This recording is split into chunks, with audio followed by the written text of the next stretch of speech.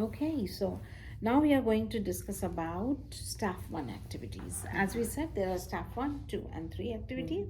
Staff activities with the kids from 8:30 to 5:30. Usually kids are here.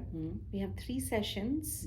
Session 1, 2, 3, morning, afternoon, evening. So session 1 is 8:30 to 11:30. Session 2, 11:30 to 2:30. Session 3, 2:30 to 5:30. 3 sessions. And in each session we do each activity. For example, when the kids come in, they do Montessori job, the work, the activity, hands-on activities. Then after that, we do demo time, talking about days, week, color, shape. After demo time, we do the worksheets with them. After worksheets, they eat snacks. Snacks, they play. We do art projects. So those are the main things we are going to talk about. So the very first thing is for kids to know is our classroom rules for kids, and implementing that, because when we are with the kids there has to be rules. It's like red light on the road. If there is a red light, it turns green, it's our turn, we go, everything runs very smoothly. So that's why we have rules and regulations. So similarly in Montessori classroom we do have rules, and we have to make sure kids follow that. So it's not about just we have the rules, kids have to follow, and we have to remind them. So first thing I'm going to talk about is classroom rules for kids. So walking in the classroom, number 1, please walk in the classroom. So how do we have them walk? Hands behind their back and they will walk. No running, no jumping around, because that's what happens. Kids tend to, they want to run, but we have to remind them. Walking in the classroom and hands behind their back. The moment they put hands behind their back, it becomes so streamlined. Yes, you know that. Number 2 rule, please use inside voices. So for kids, we want to make sure they use their inside voices. No yelling, screaming in the classroom. So when they're inside, use inside voice. When they're outside, they can be, they're playing together. But we try to use, we tell them inside voices, please. So that's the term we use, inside voice.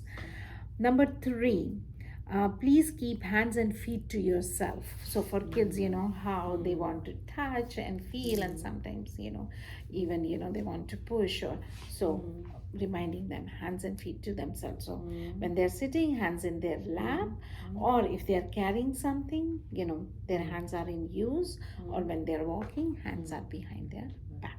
So that's number 3. Number 4, when they get up from the chair, they have to always push their chair.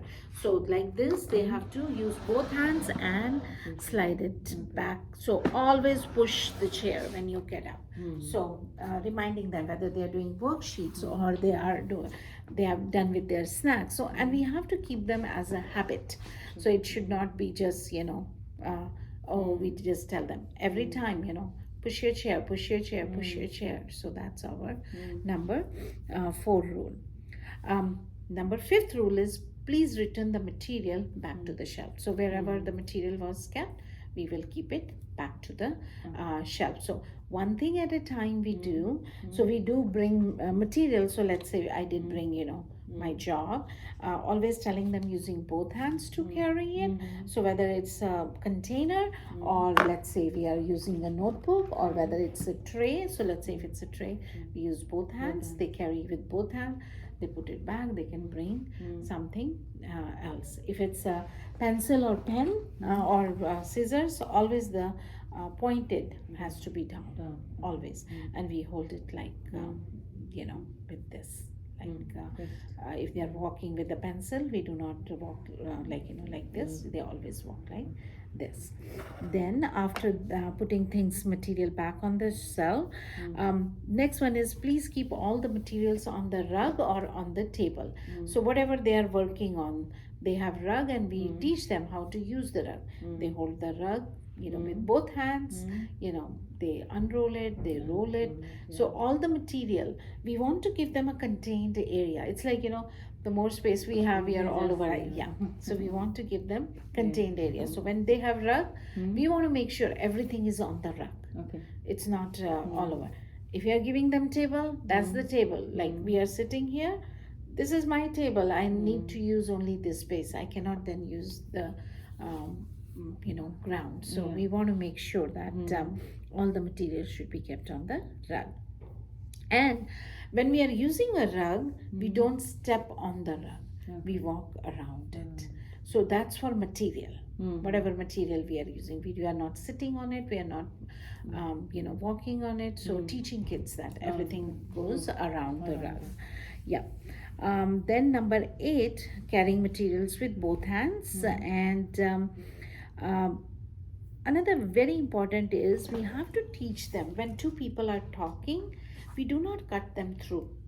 It's such a very common practice. People are just and kids do that. We have to teach them. These are little ones. We have to teach them basic skills. What are the etiquettes? How do we walk, talk, interrupt? So those are the things we are teaching them. So always teaching them walk behind people. So let's say I'm sitting in the circle time, some child wants to talk to me or wants to bring something, they always walk behind. Or parents came to pick them up, they always walk from behind, not from the circle. They are not cutting. And when they are walking behind, it's safe for them. They are not going to trip, and their body will be more aligned. They have more space. So always walk behind. So that was our 9. Number 10, please put food and drinks on placemat. Again, same thing as a rug. Rug we give them to do the things, and placemat we give them to put food and drinks. So it should be, everything should be on placemat. It should not be water bottle is on this side, and teaching them and talking about it. We always put our foods and drinks on the placemat. And when they open the box, lunch box, the lid, any box, the lid goes under the box. Always. So whatever box they are opening, lid under the box. Sometimes with the Indian food, they do have a lot of things dripping and all. So use your thing, but for like fruits and all that, always the lid under the box. After that, we do have rug with the letters on it. So we teach them kids how to stand in the letter. Let's say if you are doing some singing, dancing, or how to sit on the letters. And another thing we want to bring when they are sitting is like the kids tend to do that. They jump and then sit. We're teaching them hands behind your back, and you sit quietly, and then put hands in your lap. Crisscross, applesauce, hands in your lap. So those are the classroom rules for kids in the classroom. So we have to make sure that we follow those rules. Thank you.